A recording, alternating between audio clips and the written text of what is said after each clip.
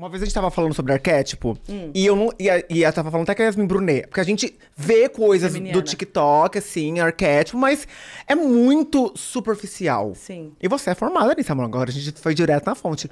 Me explica sobre arquétipos, como ativar o arquétipo. Qual que é o lado sombra? Como que eu faço uma ativação real de um arquétipo?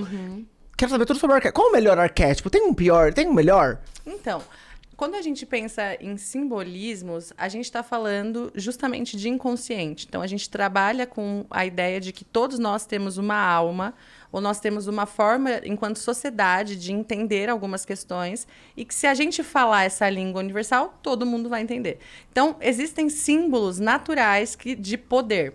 E daí, quando eu olho para esse símbolo, eu preciso entender que aquela postura, o jeito que aquela pessoa fala, o jeito que ela arruma o cabelo, o jeito que eu imagino, por exemplo, um imperador. Eu já imagino que isso tem uma noção de poder. Então, quando a gente pensa em arquétipos, a gente pensa em trabalhar essa noção que eu tô vendo todos os dias para eu desenvolver aquilo que eu tô enxergando nesse imperador. É assim que eu vou, por exemplo, ir pro tarô. Então, quando a pessoa joga o tarô, e aí você faz uma pergunta pro tarô, então, o que eu devo fazer com relação a isso? E aí sai o imperador, eu preciso entender que aquela imagem, aquele arquétipo, tá me mostrando é uma série de posturas que eu entendo que um imperador teria. Então, os arquétipos nada mais são do que posturas universais que representam questões, sabedorias universais que você pode se inspirar, né, para conquistar aquela e passar aquela mesma questão, passar aquela mesma imagem, ou ter aquela mesma força que você visualiza. Então, não existe um arquétipo melhor ou pior.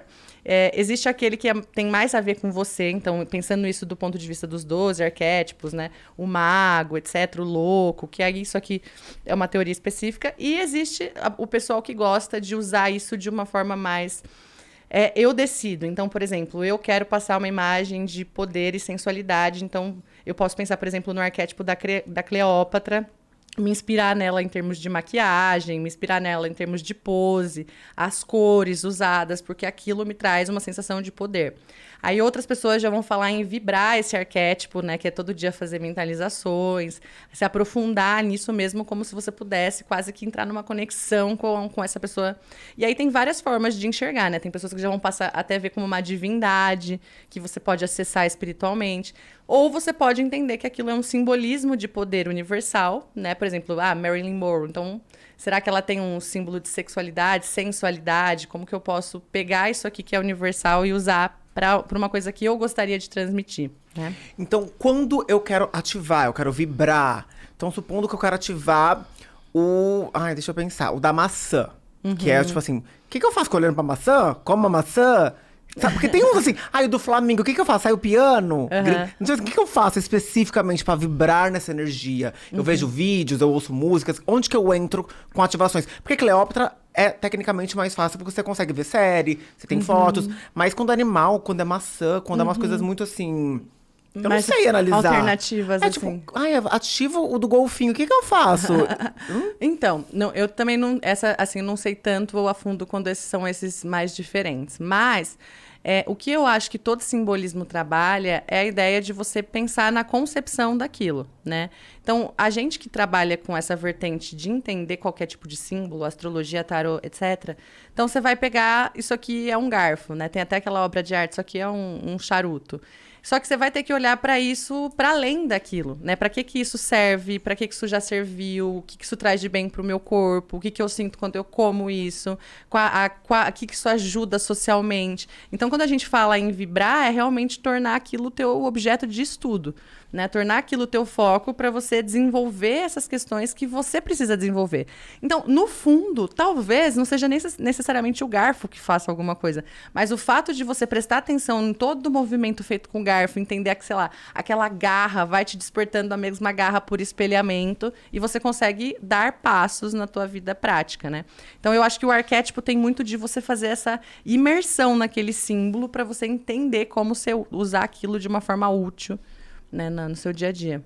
Então, que é um pouco da astrologia, né? Que a gente faz a mesma coisa. Supondo que, assim, sei lá, não tô me sentindo muito confiante, eu fiz uma consulta com você. Aí você ajuda, assim, a identificar um arquétipo pra pessoa conseguir, talvez, aflorar esse lado?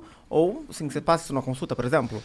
Então, do ponto de vista da astrologia, a gente tem outras metodologias também pra você trabalhar esse tipo de questão. Então, a gente pode fazer o mapa, e aí, pelo mapa, a gente vai identificar quais são as questões substanciais, assim, que trazem as inseguranças. E aí, não é Matrix, não é uma pílula mágica, né? Você vai sair com uma receitinha, lógico, vai te poupar anos de autoconhecimento e descoberta para você falar, nossa, isso aqui é uma dificuldade para mim.